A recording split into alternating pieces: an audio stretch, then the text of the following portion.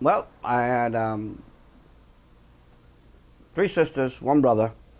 My mother brought us here when I was about 4 or 5. We came here. Mm-hmm. I came along with my two younger sisters. My older sister, she had already sent her to New York. She was living with my aunt here in Williamsburg. Mm-hmm. And we arrived, and then we settled in down on Bushwick Avenue in Williamsburg. Mm-hmm. And I started going to, I guess, grammar school. Mm-hmm. I don't know. How weird was it to move to a place like this? It's cold. I don't really remember a lot. I have a lot of those, what do you call, memory cells that are gone. But it was cold. And I was here till I was about 13 or 14. My mother sent me back to Puerto Rico. Really? To live with my father. They were divorced. And because I was a little juvenile delinquent, I never went to school. I was always cutting class. Uh-huh. That kind of stuff. I started getting a little trouble with the cops out there. Mm-hmm. And she sent me out there to live with my father. Okay. So I went to Puerto Rico, and it was towards the end of the 9th grade because I was going to go to high school. And I lived with my uncle way out in the islands, a small town where they're all from, Mm-hmm. called Yauco, Puerto Rico. I didn't like it there. I was a city kid. So eventually I finally met my father again through one of my cousins that lived over there.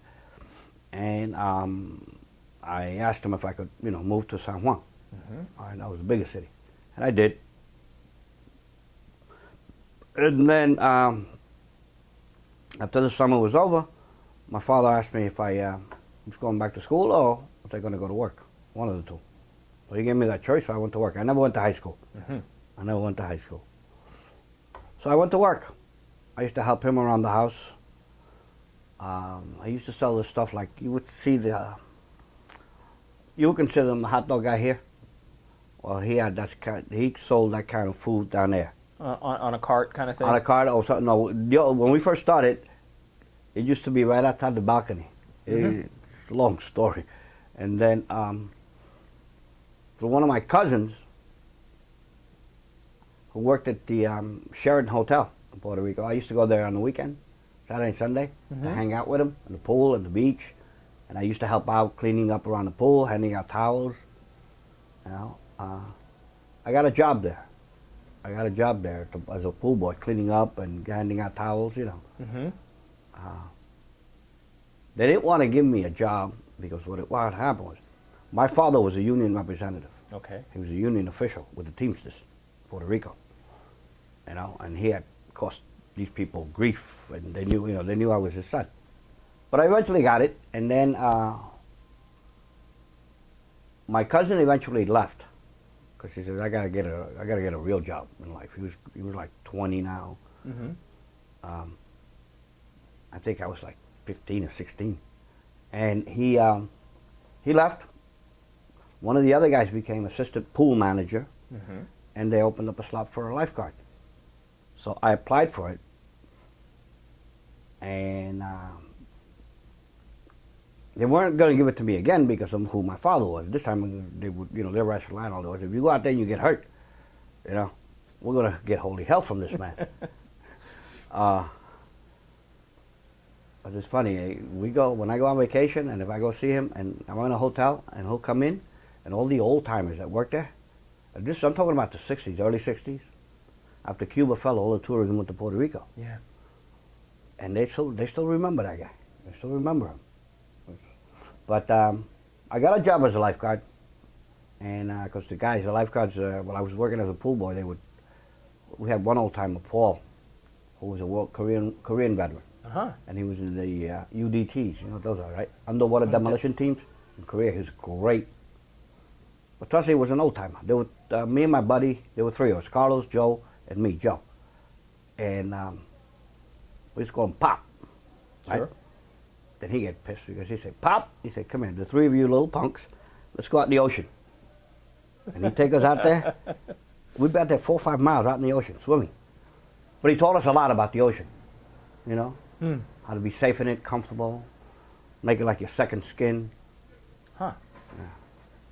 I learned a lot from him. So come 1965, I turned 17. Mm-hmm. You know, I was living a great life. Lifeguard, my buddies, and my Right. little Volkswagen. I had a car. I was 14. Surfboards on top, you know, that kind of life. That's what we all had, Uh-huh. you know. Sort of a beach kid. Yeah, the three, all of us. We all hung out together, you know. We used to go to the casinos and the clubs because there was no such thing as, you know, age or so. So, I bought my first surfboard one night I went to a casino with one of the guys and I won $400. Next day I was out there buying a surfboard. I Uh-huh. bought a brand new surfboard. Cracked my head open that day. The second day I used it.